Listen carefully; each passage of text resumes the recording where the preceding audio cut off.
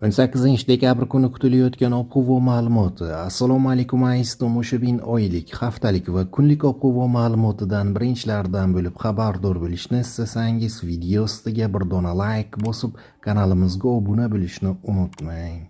O'zgidromet 18 dekabr kuni uchun ob-havo prognozini e'lon qildi. Unga ko'ra, payshanba kuni O'zbekistonning qator hududlarida qor yog'ishi mumkin. Toshkent shahrida havo biroz bulutli bo'ladi. Yog'ingarchilik yomg'ir yog'adi, qorga aylanadi. Shamol g'arbdan 7,2 metr/sekund tezlikda esadi. Harorat kechasi va kunduzi 0,2 daraja iliq bo'ladi. Qoraqalpog'iston Respublikasi va Xorazm viloyatida havo o'zgaruvchan bo'ladi. Yog'ingarchilik kutilmaydi. Ba'zi joylarga tuman tushishi mumkin.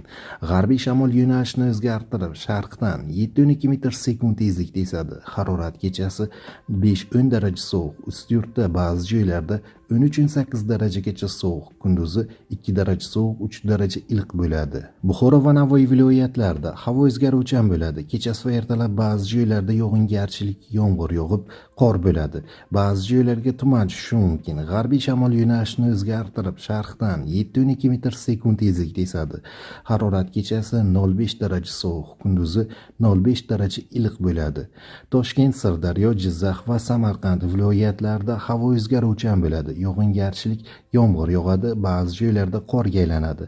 Ba'zi joylarga tuman tushishi mumkin. Shamol g'arbdan 7,2 metr/sekund tezlikda esadi. Harorat kechasi va kunduzi 0,5 daraja iliq bo'ladi. Qashqadaryo va Surxondaryo viloyatlarida havo o'zgaruvchan bo'ladi. Yog'ingarchilik yomg'ir yog'adi, ba'zi joylarda qorga aylanadi. Ba'zi joylarga tuman tushishi mumkin. Shamol g'arbdan 7,2 metr/sekund tezlikda esadi. Ba'zi joylarda 13-18 metr/sekundgacha kuchayishi mumkin.